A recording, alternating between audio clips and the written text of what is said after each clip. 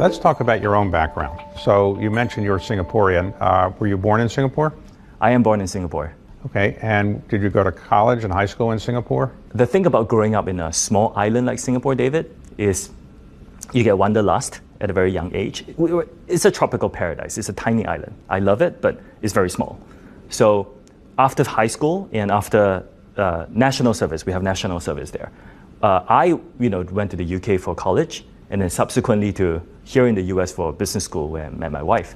All right, you went to Harvard Business School? I did. And so how did you think Harvard Business School was? Was it smarter, the people there smarter than you thought, or not as smart as you thought they'd be? I had a great time there. The most important moment was I met my wife in business school.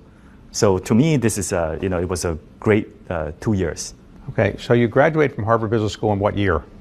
In 2010. All right, so what did you do then? After business school, I joined an investment company called DST, which invests in internet companies. Is this Yuri Milner's company? Yes. And so what did you do for him? You look for internet-related investments? That's what I did. Okay, and how many years were you there? I was there for about 5 years. And it was during this time that I got to meet and invest in ByteDance. Okay, so after you left Yuri Milner's operation, what did you do? I joined a company called Xiaomi, where I initially was the CFO and then ran the global operations for the company. Okay, so you did that for a while, and then a headhunter called you up and said, guess what? We want you to come to ByteDance, or how did that happen? It wasn't a headhunter.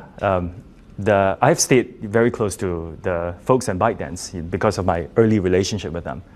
So they reached out. There's a little known fact about me, which is I used to be a creator. I actually had 185,000 followers on my account. And so I've had to go through that process of learning how to connect with my followers and using the product. And it was an amazing way. I found the product so amazing in terms of being able to communicate the messages I wanted to my followers. So I love the product. I've known the team for a long time.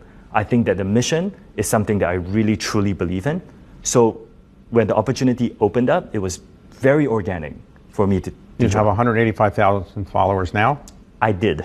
You did. Now you've given them up, or what do you have now? That account was used to sell products. So I have since transitioned into sort of a more consumer-based, a more sort of personal account. All right, so you were recruited to become the CFO of ByteDance. Yes. Right? And you had that job, you're the CFO of ByteDance, and after just like 5 weeks, they promoted you to be the CEO of TikTok, is that right? It was after a couple of months. Couple months, okay. So was that a promotion? I think the nature of the job is very different. And what is the biggest challenge that you have as the CEO? Is it to keep the regulators away, or to get more customers, more advertisers? What is the biggest challenge? There are a couple of things that keeps me awake at night. I think that's the question.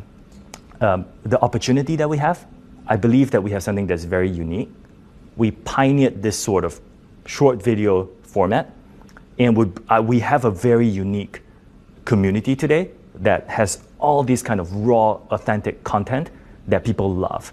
And I think the opportunity that we have to take this to more people around the world, to inspire them, and for them to bring more joy to more people, this is a great and unique opportunity. It keeps me very, very excited. At the same time, there are challenges that we have to work through. For example, making sure that we are investing enough, more and more into safety to stay ahead of our growth, because it is something that's very important to us. So challenges and opportunities, they both excite me equally.